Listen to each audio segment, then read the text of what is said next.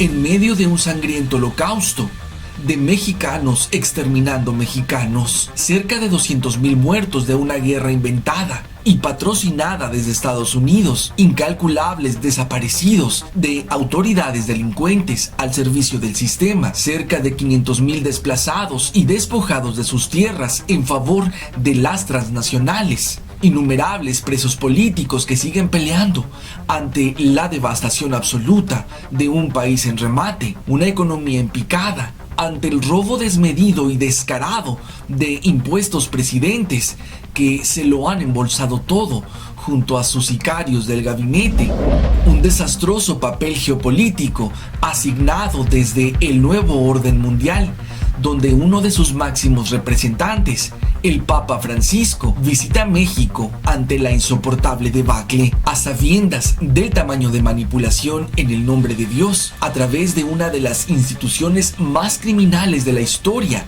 la Iglesia Católica. Peña y sus secuaces apuestan que, trayendo con bombo y platillo al Papa, lograrán que los mexicanos, en su mayoría, ignoren a los verdaderos culpables de su tragedia, que todos queden impunes y que la justicia quede en manos del Señor. Conveniente cortina de humo, mientras nada se resuelve. Al contrario, más muertos, desaparecidos, desplazados y el despilfarro de miles de millones que al pueblo mexicano tanto le cuesta generar, pero que nunca son utilizados para su beneficio, y sí para visitas ociosas, manipuladoras y que enajenan, como la del Santo Padre, que solo viene a decir que con el favor de Dios todo estará bien.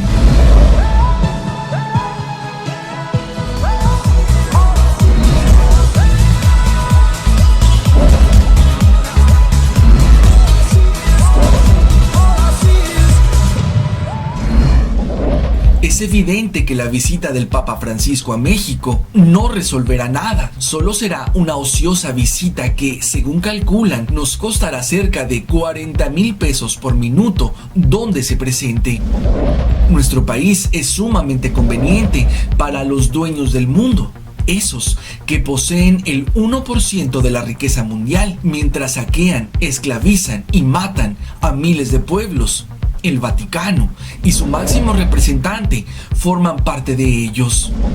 El Banco del Vaticano se encuentra bajo el control absoluto de la familia Rothschild, la más rica y siniestra del mundo. Una fortuna que rebasa los $2,000 millones, según Forbes, que además es propietaria del 90% de los laboratorios farmacéuticos, el 90% de los medios de comunicación mundiales, todas las empresas biotecnológicas como Monsanto, las minas de oro y diamante y las mayores corporaciones de armamento del planeta. Debemos saber que antes de ser papa, Francisco ya trabajaba para las transnacionales más mortíferas del mundo.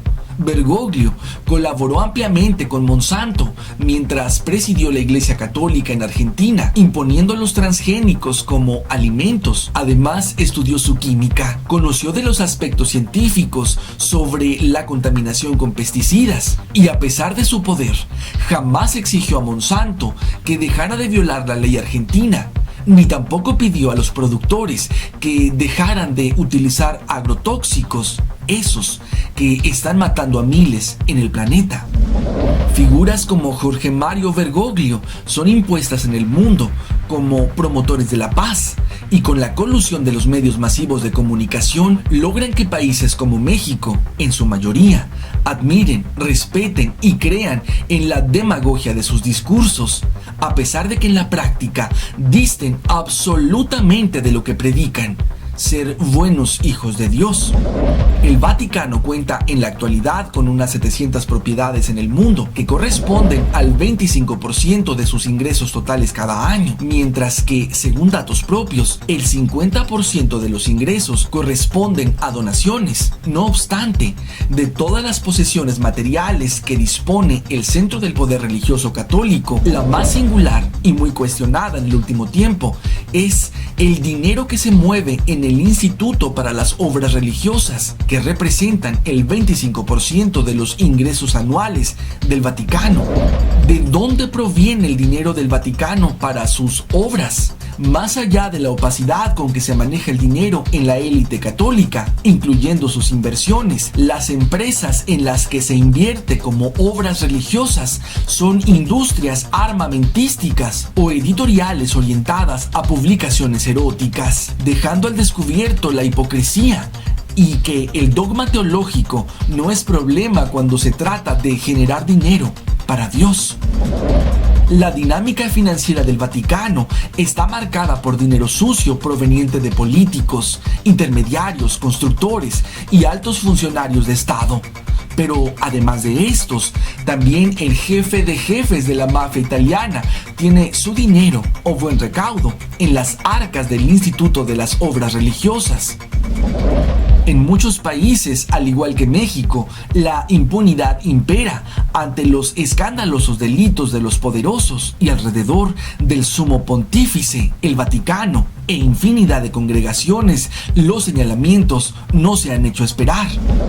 Kevin Annett, secretario encargado del Tribunal Internacional de Crímenes de la Iglesia y el Estado, en 2014 denunció en la ciudad de Nueva York frente al consulado canadiense la tortura y violación de niños por parte de la Iglesia Católica Romana y que organismos como la ONU no han hecho nada para detener esos crímenes. Annett dio cuenta de la conspiración criminal para ayudar a los violadores de niños, ampliada por el Vaticano en 2010, al estrechar lazos con la reina Isabel II y la Iglesia de Inglaterra para los mismos propósitos. Jorge Bergoglio no solo oculta la conspiración de ambas iglesias, también fue denunciado por el tráfico de niños que fueron presos políticos en Argentina durante la dictadura militar de los años 70. En dicha demanda, presentada en Bruselas ante el Tribunal de Derecho Común de Justicia, dos mujeres adolescentes afirmaron que el Papa Francisco abusó de ellas. 8 testigos presenciales confirmaron los alegatos. El Papa Francisco también fue señalado como autor de ritos satánicos y sacrificios de niños mientras era sacerdote. Entonces, no es de sorprender que el Papa Francisco venga a México a encubrir los crímenes de Estado y lesa humanidad que se cometen desde hace décadas en nuestro país. La exoneración forma parte de las políticas hipócritas de las instituciones religiosas. Recientemente, el Papa Francisco concedió el perdón a los legionarios de Cristo y a todos los miembros del movimiento Regnum Christi. Años atrás, Benedicto XVI condenó a Marcial Maciel, líder de los legionarios, a llevar una vida de retiro y penitencia luego de que se confirmaran plenamente los abusos sexuales de aquel contra menores de edad y el encubrimiento del que gozó por parte de algunos directivos de la propia legión.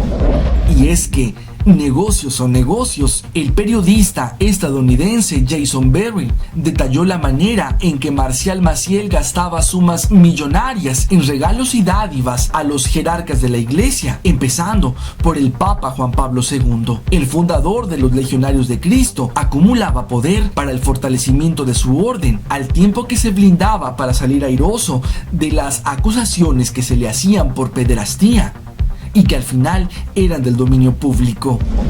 No hay que olvidar que los Legionarios de Cristo han creado un verdadero imperio financiero en México a través de programas fraudulentos como Un Kilo de Ayuda, eventos supuestamente altruistas como el Teletón y bancos para los más pobres como Compartamos, donde año tras año recaudan miles de millones de pesos solo de donativos del erario.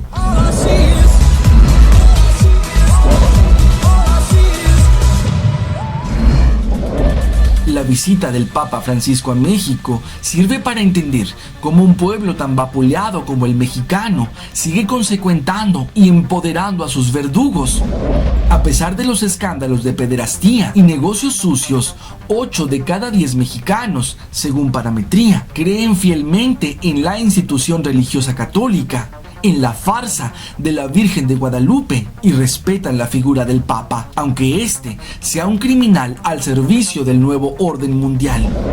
Un delincuentazo de los tamaños de cualquiera del PRI, del PAN o del PRD. Genocidas que se cubren las espaldas entre ellos, engañan, roban y matan. Verdaderos terroristas al amparo de la fe.